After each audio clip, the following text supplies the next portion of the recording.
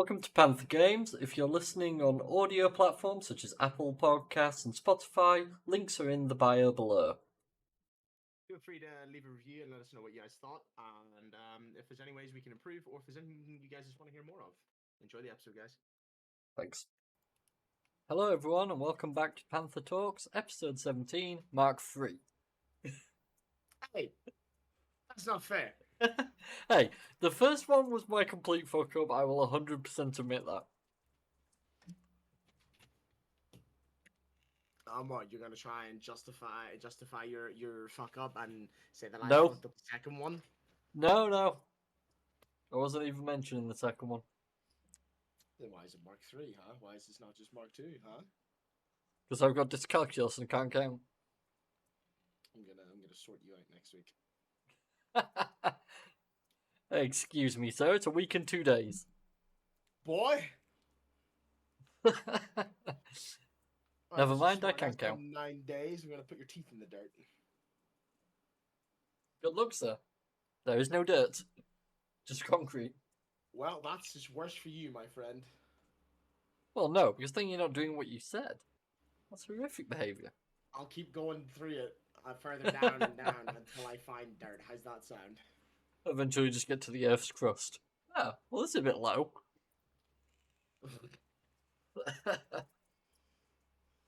So, we started this episode originally, and 27 minutes in, I realised that Will's voice was not being recorded.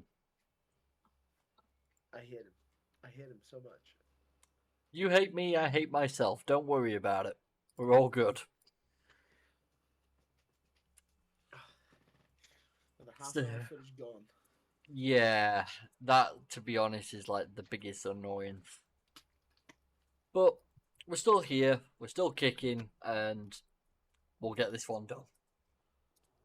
We have 3 topics to discuss today. One that we started discussing, which is Redfall's disastrous launch. And the other 2 we didn't even get onto yet. So that's going to be fun. But the other 2 are the... I forgot the word again. I keep forgetting that word. Representation of characters. Thank you. Representation in video games. And the last one is a little trick I found out. Well, I say trick. A little thing I found out recently that earned me a couple of quid, shall we say, that might be interesting for people to know about. So, shall we get back into it, Will? What do you mean? We're only starting. Ha ha ha ha. We're sarcastic. Yeah. He's not happy.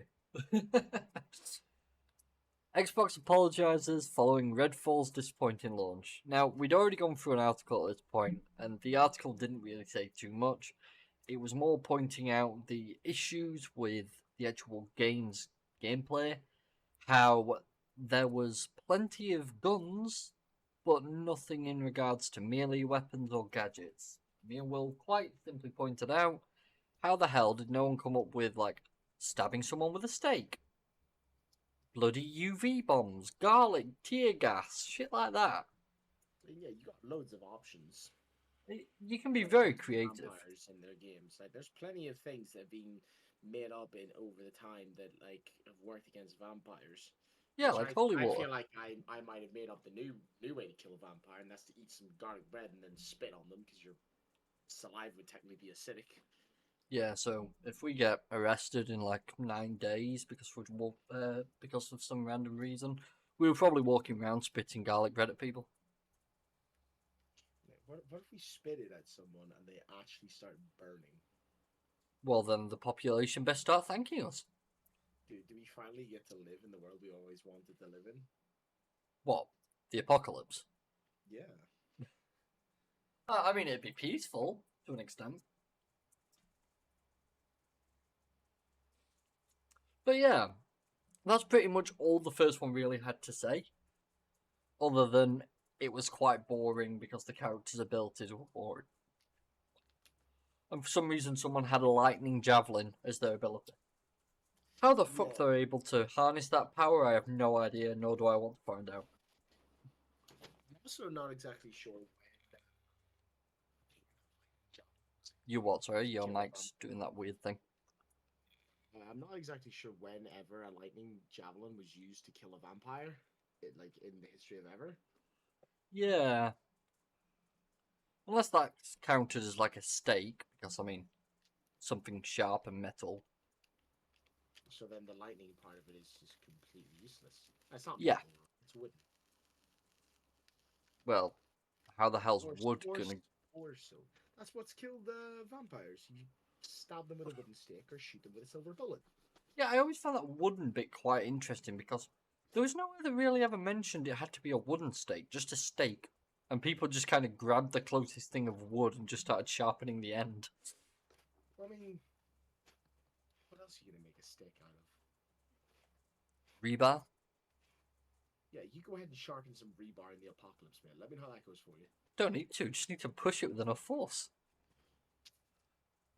So, with all the strength that a vampire's meant to have, you tell me that blunt edge in your measly arms is going to be enough to penetrate its entire rib cage. Well, this was the other thing they were talking about. They had a stake launcher, and the stake launcher had wood and metal rebar that it was shooting at vampires. Okay, that's a pressurized launcher that's going to shoot that. You tell me you have the strength of a pressurized launcher. If I get it to fall on it, maybe. Okay. Trip it up with the tripwire, problem solved.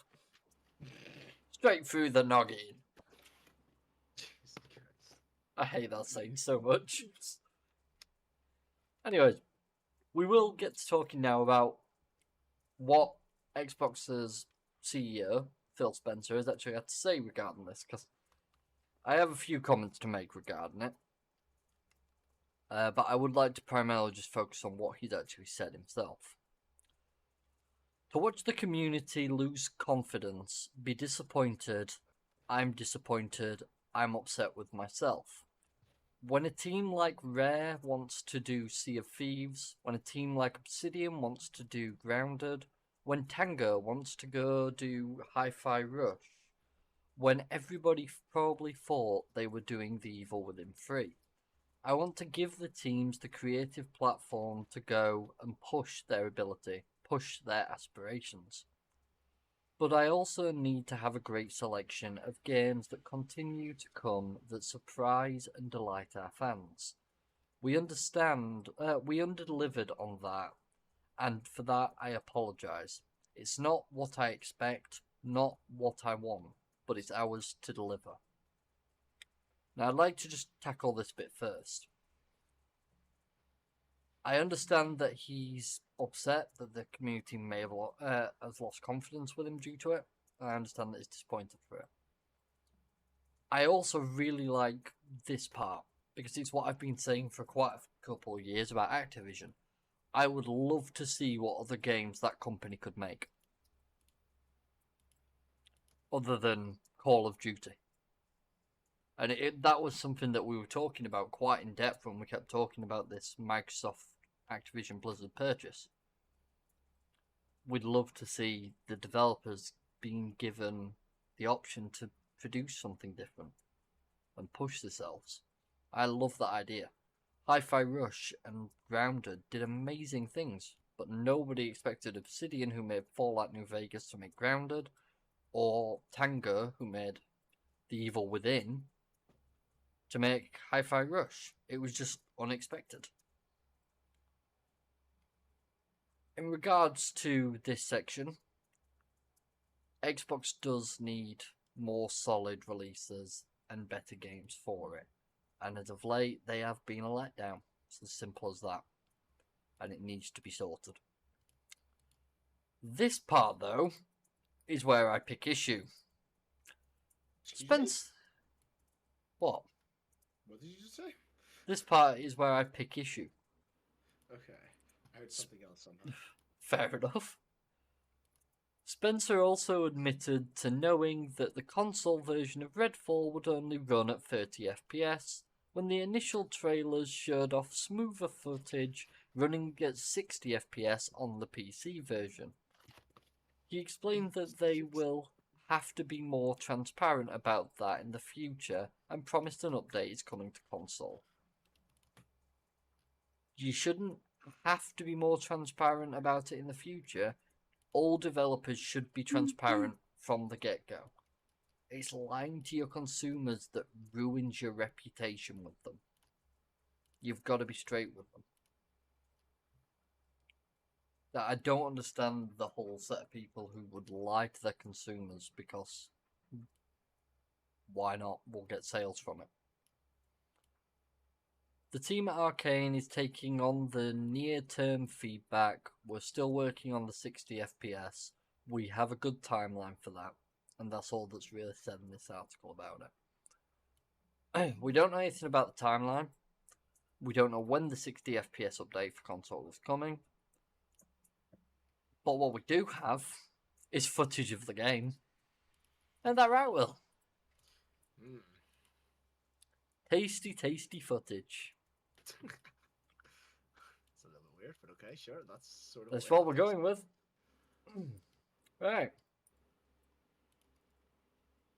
I will share my screen then. Yes, sir. There we go. There we go. I have audio on. Everything's working. So let's listen and watch the first one. Can they actually just not get around obstacles? As I pointed out when we were recording this prior, the graphics for this game remind me of the Telltale's The Walking Dead sort of graphics. And my Oculus Quest can genuinely run a game that looks better than this, and that's the bloody Walking Dead games, the VR ones that have only recently come out. Those are fantastic. It's Redfall an open world game, isn't it? Yeah, it is. Yeah, like I know we everyone who is serious about gaming and loves gaming, they know that it doesn't take good graphics to make a good game. There are loads of games out there that are absolutely phenomenal. Just a quick one, Stardew is a common one that we talk about on here, and that's a great game, and that's literally pixelated. That dev needs to love money more. But a game like this, when you come to an open world game, you're most likely going to be kind of, at least wanting decent graphics, because you're walking around the world, you want to be looking at a beautiful world as you're walking, otherwise, it's not very pleasing to look at. To be honest, this game does not look great. Yeah, I mean, I would argue that a little, because as much as, I do like to see a lovely looking game. I'm not saying it needs to be phenomenal, but like, no. Look at Skyrim isn't. It's old, really. It's old. dated now. Even before the update of it, with the graphics update, it was dated. It was still really nice to walk around in because of the environment you were in. But this, like, just looking at the graphics, everything looks so bland and so plain. But the other thing I would have to add to that Skyrim did that this game clearly doesn't do, is depth. Even in the smaller things, it doesn't have the depth. Best way I can explain it is if we just go back a little. See if we can get it. There it is. This is a basic building. Does this building look to you like the world is in chaos? Nope. Just if you just pay attention, job, dude. Everything looks like it's on a fresh paint job. Yeah, if you pay attention to anything around, does it look? There's not even like regular wear and tear of the buildings themselves, even if like without to do with the apocalypse, they're all like fresh looking, like they've had no damage done to them whatsoever, even over time. As exactly happens in the normal world. And you're telling me that this place is supposed to be apocalyptic? The ocean is partially above them. The fucking sun is gone. And yet... That's actually nutty. All that's fine. How did this town also, lose to that? I'm sorry, this is mental. Look, you can see the fucking model just go through the car. Yep. The animation just glitches straight through. You just get behind something and they'll never be able to figure it out. Also, I hate these car windows. Because you can clearly see that... Actually, no, sure. No, that window is showing through, but it's all tinted. But it just looks like it's all one section. Apart from that bit, that looks like the model's popped off.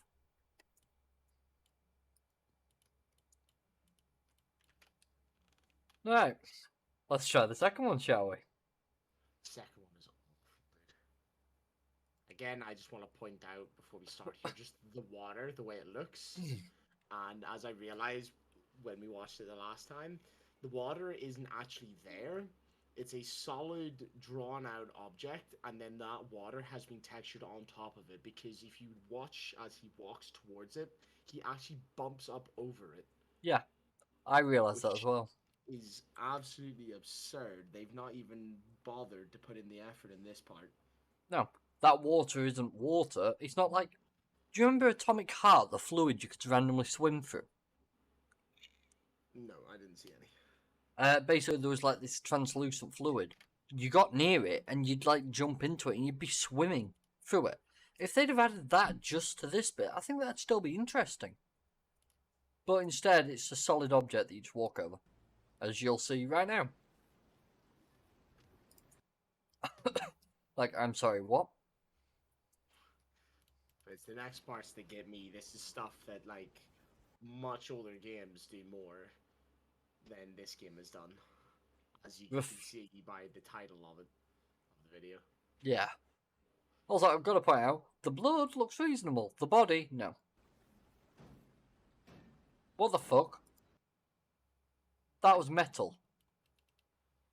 The body isn't really there. No. Like, a lot of games you can hit the body and it'll like knock it around a little bit or it'll move. But at the very least, it'll have a blood splatter come out each time you hit it. Yeah. Also, as you've seen, you cannot get through windows. But cars explode. It seems like an arcade game. He shot the windows and the car blows up. Phenomenal.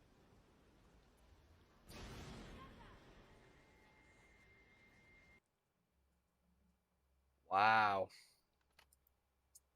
And the only other thing we did discuss before, in the prior one, they said that apparently the way you take down enemies in this game is you walk up behind them, and you don't stab them with a stake or anything like that. No.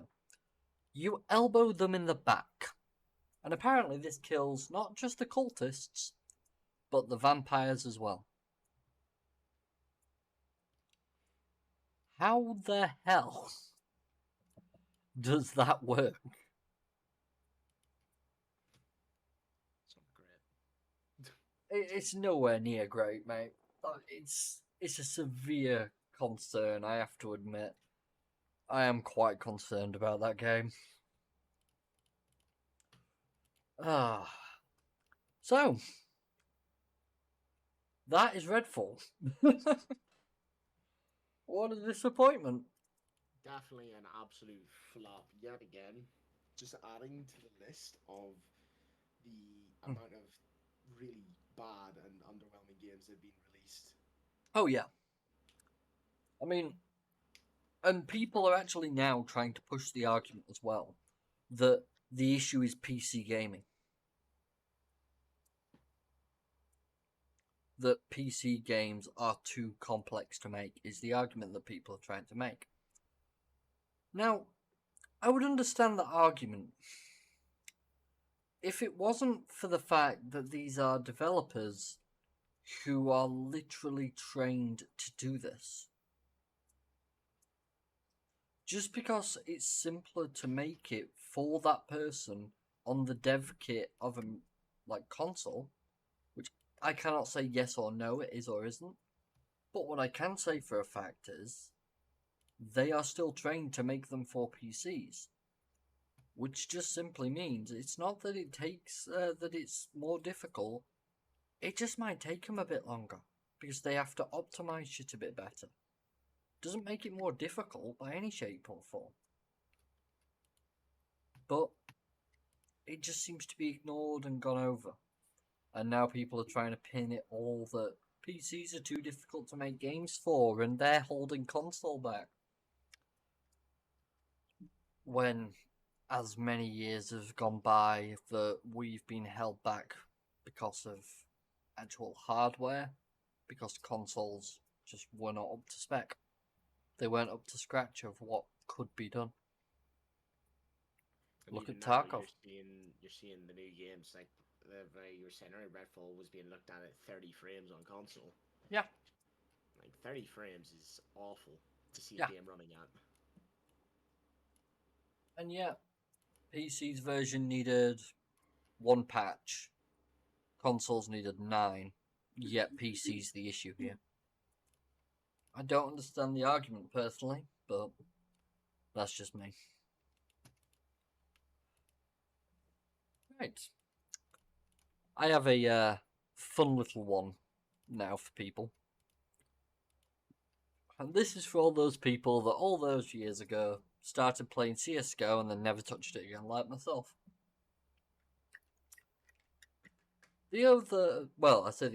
Yesterday, I happened to get a friend request off of some random guy on Steam. Now, I don't really add people on Steam very much anymore, but he added me, and he sent me a message asking whether I'd trade all my CSGO crates to him for an unboxing video. And I sat there for a minute, I'm like, why in hell's name would you want to trade crates with me? People trade crates to me to get them out of their inventory, or they used to do when I was a lot younger and CSGO wasn't really much of anything back then. It was like 3p a crate. Well, it just so happened to turn out that CSGO's market for crates and things shot up in price. And I don't think anyone really knows. Well, actually, I say tell a lie on that one. We know why. And that's because when the game went free to play, the only crates you can now get are the current generation ones. And a lot of the crates that a lot of us own are from the older generations, where you could get certain weapons out of. Now, these used to be worth anywhere between 3p and 20p. The prices have gone up to anywhere between 80p and £5.50 a crate. Which is absolutely and utterly fucking insane. On top of that, a gun that I bought for £1.20 about 5 years ago went up to £15. So I have made a grand total of £45.13 due to old CSGO crap that I'm never going to use. So, my advice to anyone, if you have any, sell the bastards. Because there's only a limit. This is a new game. You what, sorry? This CS:GO will be a new game. It's not fully released yet, is it? That was only an open No. beta that they had. So it's up to yourself on whether or not to sell them, because these could still go up in price again. They could. It is completely possible because there's only a set amount now. That is simply how gambling works, which we advise people not to gamble. Yeah. Don't be spending money on these crates unnecessarily. No, do not spend money on crates unnecessarily. But there's a market out there for it. If you've got them already because you played back then, my opinion, sell them now or hold on to them for a bit. You might get a bit more, you might get a bit less. If you see the market start to drop, sell them. If you see it go up, hold off. That's the best way to work it. And at the end of the day, you're going to get some cash out of it. And it doesn't go into your actual bank account. It goes and stays on your Steam. So like I've had happen, I've got £45.13 now on Steam. That's almost the price of a full game. A brand new full game. And I could pick up probably 3 or 4 smaller games, and I've paid nothing for it. Or at least I paid like £1.20 like about 5 years ago. But you know, it's not much at all. So, highly recommended. If anyone has any, I'd recommend doing that. And if you want to donate any crates, just feel free to let me know.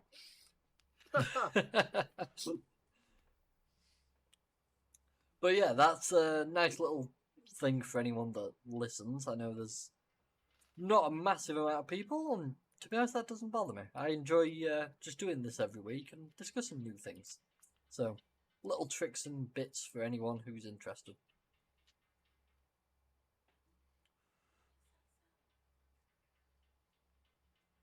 So,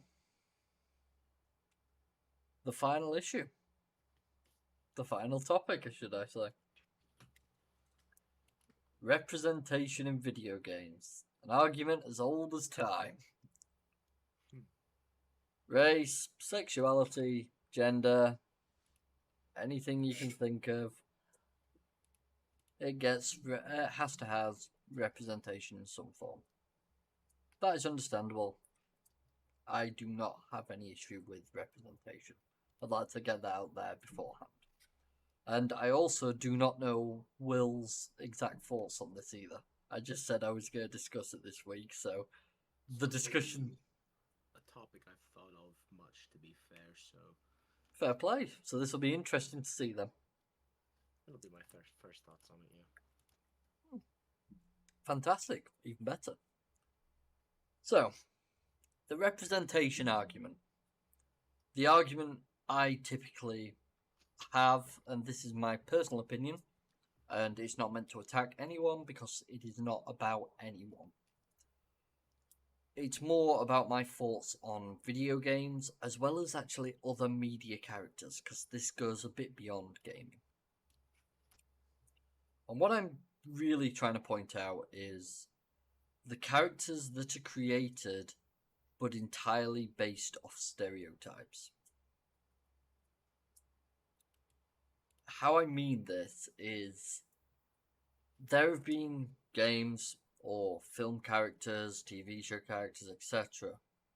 And to show that this character is gay, for example, if this were a homosexual male, they'd give him a higher pitched voice and make him talk about all sorts of things in that sort of area.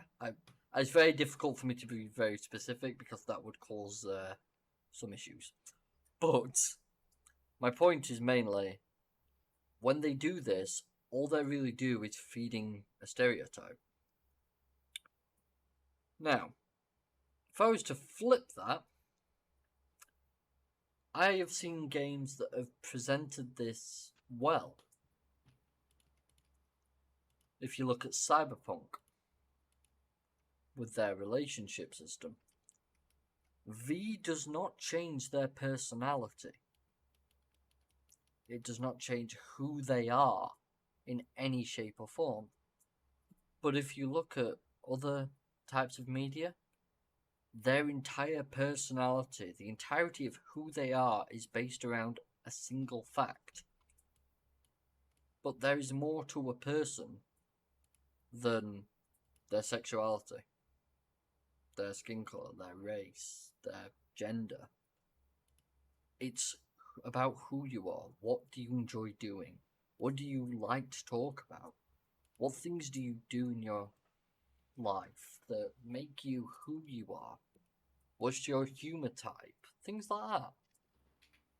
What makes you happy? What makes you sad? It all doesn't have to relate back to those facts. It's about you.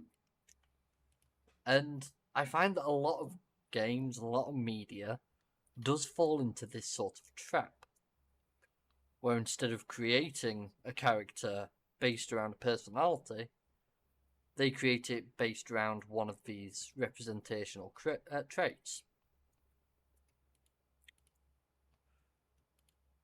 Now, as I said, I don't know Will's thoughts on this, but that is my personal opinion. So, I'm just going to ask Will, what do you think about it?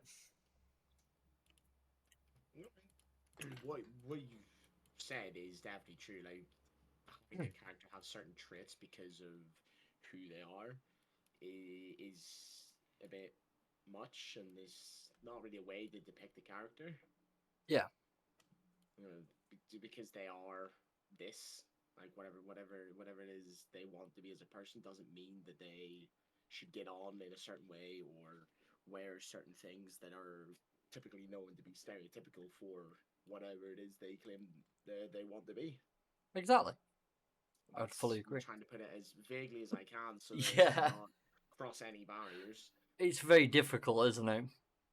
For us particularly, it's very difficult. You'll see why in like a week and a bit, because I have a webcam and it's going to be an interesting week. But Oh, God. it's going to be funny. We need to make sure the other two are not in the building. Yeah, I think that's probably going to be the plan of action. I'm going to have to try and find them something to do. You two go out for coffee. Fine. Here's 20 quid, go to Boba. Yeah, that'll do them. They'll be happy. Not bribing at all. No, not at all.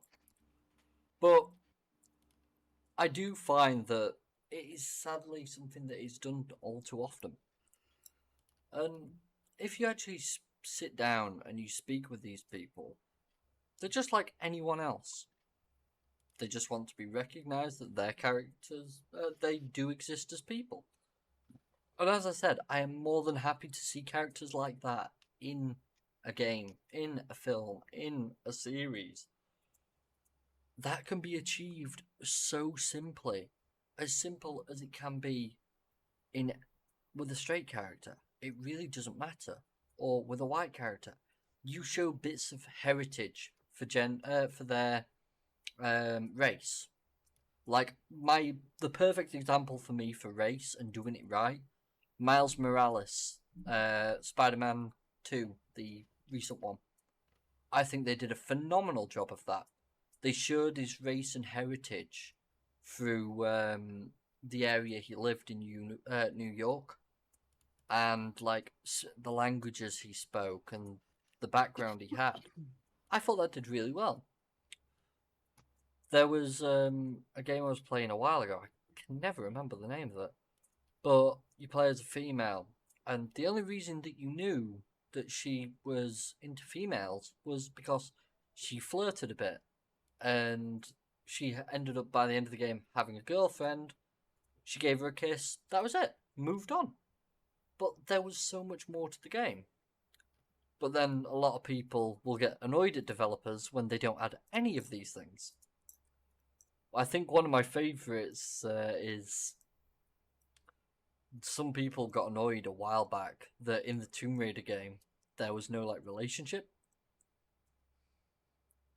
And I just couldn't help but laugh because it's like, the world has gone to shit. She's doing nothing but trying to survive, and you think sex and kissing is what's on her mind.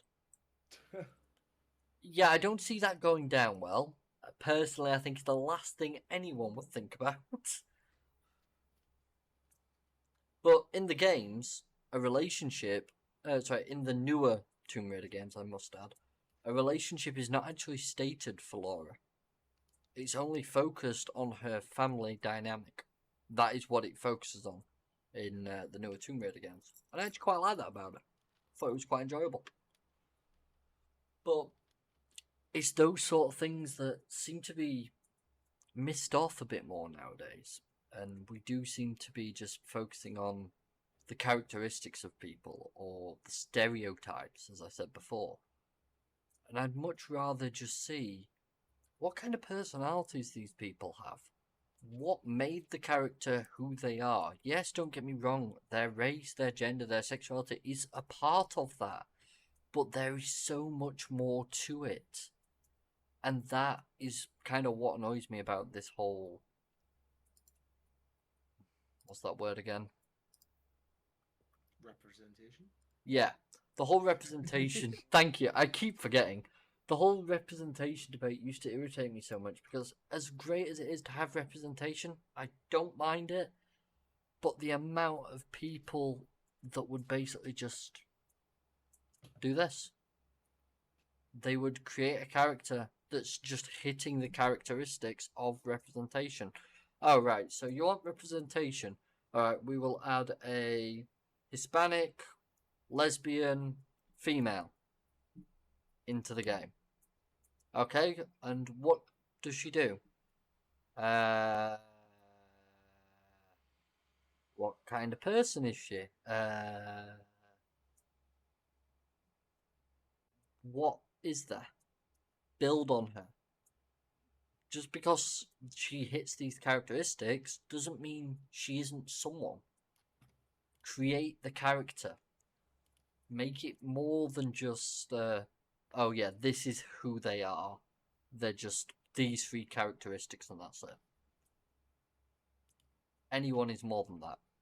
Don't stick them to just the 3 characteristics that you've been asked to include. It's not right. So yeah, I guess you could say I'm half for, half against. Not because I don't like seeing it in, and not because I don't agree with it, but because I don't think developers really seem to get the understanding of how to include it yet. So I think they just need training. So I think we should train developers on common sense. How does that sound? Common sense is a dying breed, my friend. I don't think it can be trained to anybody. It's been dying for as long as we've been alive. Yep. Which sadly is way too accurate. What I think would be a good idea to see in a game is something we haven't had in a while is an unknown protagonist. You know, we don't know who they are. They are masked. We don't know what their origin story is, so we don't know what we should be doing in the storyline in terms of like what the character themselves believe in, other than maybe a few like how do I word it? Like a few certain voice lines that are like very vivid. Is that the word? Yeah. You know, it's hard to tell what it is they actually want. So instead of having to focus on worry about what the character it came like where they came from or who they should be or what they should be like, instead it can just be something a lot more vague. Yeah. We can focus more on the story rather than, oh my god, they've done this again with this kind of character. Yeah. Now I was talking to my partner last night, and me and her were talking about it, anyways. And I actually was talking about something very similar to what you just mentioned there, Will. And you're gonna have to stick with me while I say this because it's gonna sound a bit weird at first. But they have. Here's the game I'm gonna mention: Assassin's Creed Black Flag. At which point, a lot of people are gonna go Edward Kenway, and said that's the main character. But he's the main character inside the Animus. Now, anyone try telling me who the main character outside that Animus is? Because no one will ever have any idea. Because it's supposed to represent you. You are that character. And you're doing your job. You're working at a game studio. You're being tasked to do some bits, so you're doing it. It's like, okay, there's a mystery, so you go try and solve that mystery. That's all you know. You know nothing about yourself. You've been given an empty shell that has been given some tasks, and then you've got an inside the Animus story that links back to everything. And I like that. I think it was a good idea. And another way that we were talking about it, within like adding and making the main character, if it's a more RPG system, my missus said that she really liked how Hogwarts Legacy did it, where you didn't actually choose a gender, for example, or basically you created how your character looks, and then you chose witch or wizard's dormitory. So you could create the most girly looking wizard. It was up to you. And that's how she liked it. I was like, fair enough. Good idea, fair point. And that's when it's in the more RPG system. But when it's in a set story creation system, it's very different. Because developers then find themselves stumbling on these stereotype ideas. And that's what I found over the time.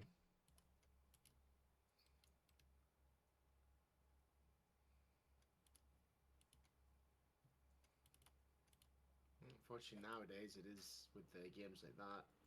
It is down to the developers to come up with the character and who the character is and their personality traits and their origin stories. And with all the different stereotypes that are currently going around, it's hard to come up with something that'll actually not really play off poorly. Sadly, that is way too accurate, especially nowadays. Just wish there was more to it. I'm gonna mention a bit of an older game now. It's a game I've played a bit of, and I do actually want to play some more, and I probably might do over the next couple of days. It's quite good. And the game is called Hunt Showdown. You ever played it, Will? I've not played it, but isn't it that 3v3 game? Kinda, except there's more than 3v3. No, I know it's more than one, like two teams, but Yeah. like it's teams of three. Yeah, Yeah. I've seen a decent bit of gameplay. I find it really impressive, mainly because it's one of the few games that is a horror game-ish that gives you a gun and has managed to successfully scare the shit out of me by showing me a massive spider that terrified me. It's a very common theme, so it was for a while with horror games, was making you feel like you have the opportunity to survive by giving you the likes of a gun, because for a while horror games are all about you trying to survive, and now they went into a phase where you could actually fight back, and they gave you false hope by giving you the likes of a gun, and then finding out that you either have very little ammo for said gun, or the gun does very little damage, or both. Well, this is the thing. You're actually able to survive. It's easy enough to do at times, but with other players added into the mix, you don't have much of a chance. And when you add Miss Spider Lady of fucking bullshit, I have a bad day. But the other thing about it is, each character you play has one life.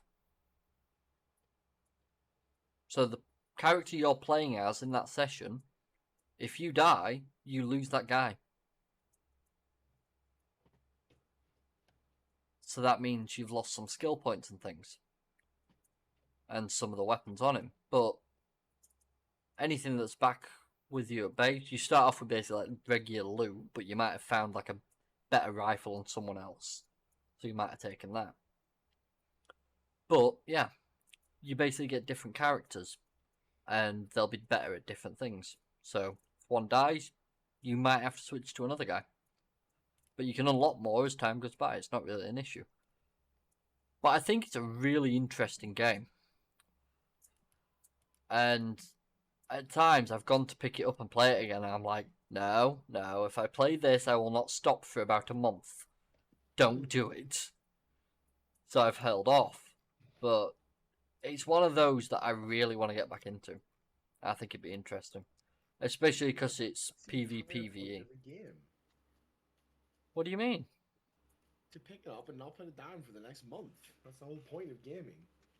Well, yeah, except I've also been training for work these past couple of days. Like a sad bastard. You can do both. I can do 7. And a half, always.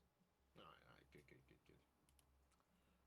But yeah, you can, basically in the game, you can hunt together or alone, so you got teams up to 3 players, as me and Will discussed. You can play PvP, PvE, or PvPvE. And basically you play alone or in teams of 2 or 3 with up to 12 players on the map. Use dark sight to collect clues and track your target, which is the giant monsters. Fight brutal creatures and deadly monsters and the other hunters who are competing for the same prize. Be the first to find and take out the target and collect your reward. Get to an extraction point without being killed by those who seek to steal the bounty. Live to die another day. Like, it knows you're going to die. And, you know what? I'm just gonna share this, because it's terrifying creation murder monster. Look here! Spooder! Not him. But where's the Spooder? Come back. There it is. Giant fuck off Spooder. Do not like that thing. It's horrid. But yeah, they did really damn well with it. That's it. There you go, Will. That's the dick that fucked my day up. Good experiences with this spider, Roy? I've killed it 3 times. It's killed me twice. Sounds like you're fairly evenly matched. Yeah, I mean, I'm one above it for now. For now. But look at it. That actually happened to me. I was checking my corners. Next thing, plop. You cunts. This is a good screenshot. Oh, honestly, the game is stunning as well. Like, graphically. I think that's my favourite picture.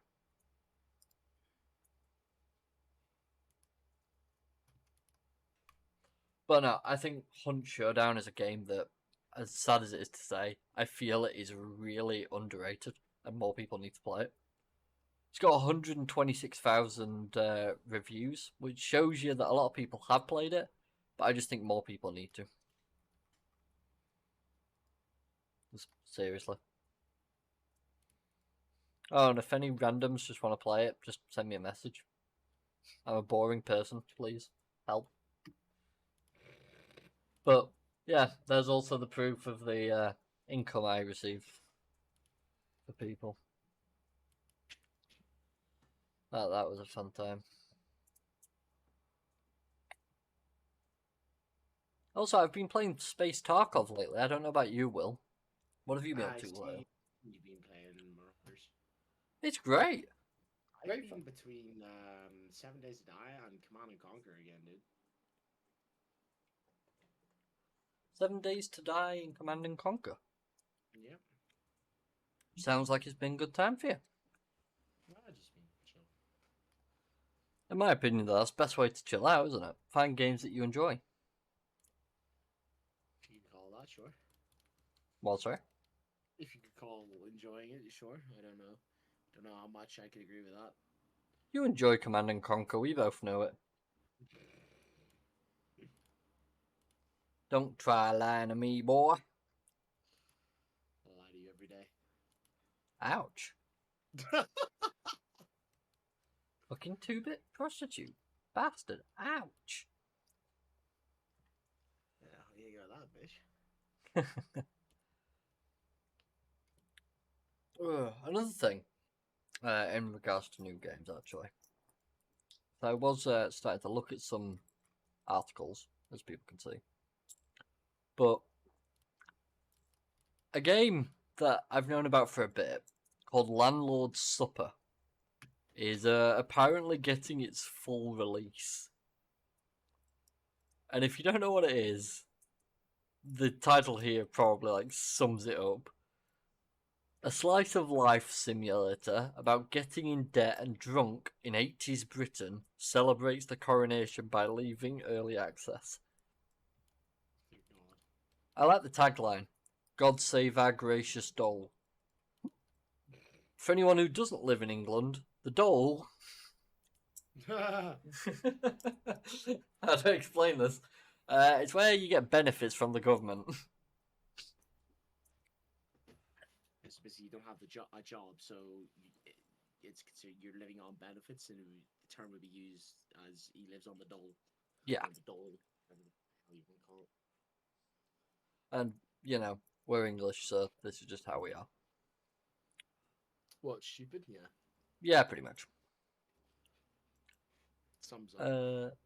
Landlord's Supper, a life sim set in the dreary Midlands of 1980s Britain, has managed to build a decent reputation over its early access period, and now it's announced its full release on May 25th. While our aim is to launch Landlord's Supper as bug-free as possible, the game will continue to receive bug fixes where needed, writes developer Minsk Works. I'll likely put together a post-mortem next month on what went wrong and went right during the development. If you're averse to early access periods and like building games, May 25th is the time to pick it up. Now, I've seen the video up here, so I'm just gonna activate it, but I'm gonna mute it. Actually, I'll turn it up slightly. There we go. It's got the Great British Anthem playing as well. Fantastic, as all games should have playing constantly. Coal not dull. Job centre. Jobs with good hours. Please do not move from this line. Dear God. The Anchor, banging tunes, fish and chips. Live in a caravan. Yeah, this is 1980s Britain.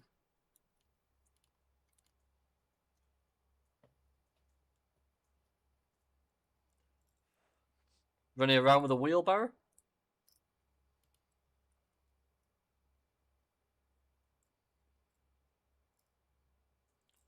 Taking a piss in the police station? And in your prison cell? Okay. Yep.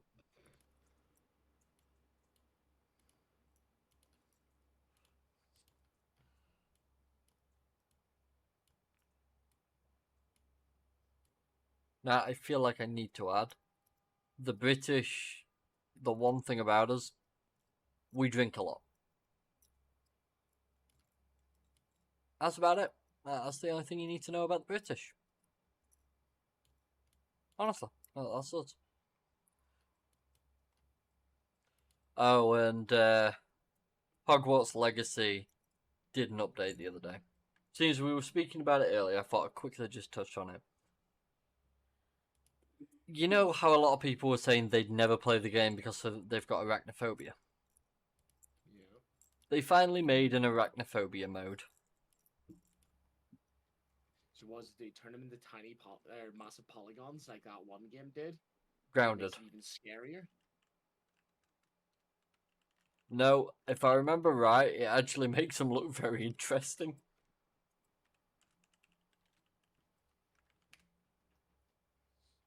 Where is it? Yes, there is. There it is. This is what spiders now look like. Which, I've got to say, for a wizarding game, that is perfect. So yeah, this is arachnophobia mode. Wait for the petitions to come through to make it the original mode. Oh, I do like the look of that though. I find it quite funny. But I am. Oh yeah, I do agree with this comment. Sorry, I've just seen it. It's the latest example of the gaming industry showing increased sensitivity towards people with common phobias. Well, obviously they're going to want to. The more people that can't play a game, it's kind of sad to be honest at times. But I would just like to quickly show, consider I've not opened it in a while, so I will do so now. Hogwarts Legacy. These are the patches and how they came. So you got out of 3, out of 4. They are updating this game a lot, is the common consensus. And it's kind of mad. But, at the same time, it's really good to see that they're patching the living crap out of it.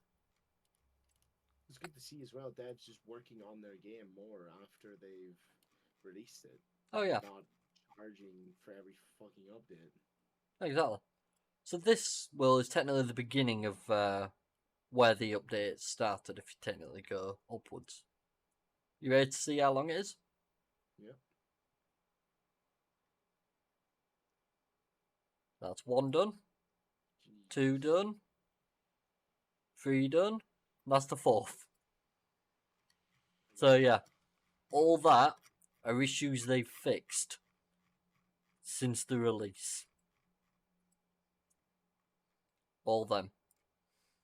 And after that it goes to March, but yeah. In other words, absolutely crazy. And honestly, I'm just so surprised to see it.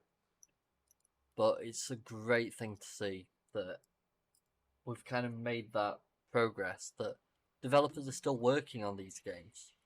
They're still working on keeping them in a good state, that they're playable and everyone's enjoying them still. And that's just great to see.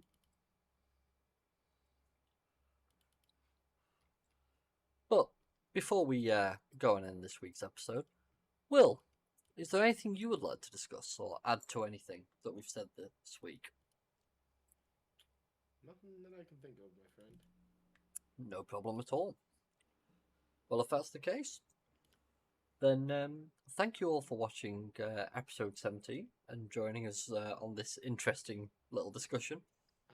Rory. What? Episode 17, Mark 3. Mark 3, sorry, episode 17, Mark 3. Thank you for joining us for it. We do hope you all have enjoyed. If you have, please leave a comment. It's always great to receive feedback of any form, no matter what it is. And if we can do something about it, we're happy to do so. If there's anything else, or if you really enjoyed it, please click like. I'm happy to see the feedback. Thank you all very much for your time, and we'll see you again next time. Bye for now.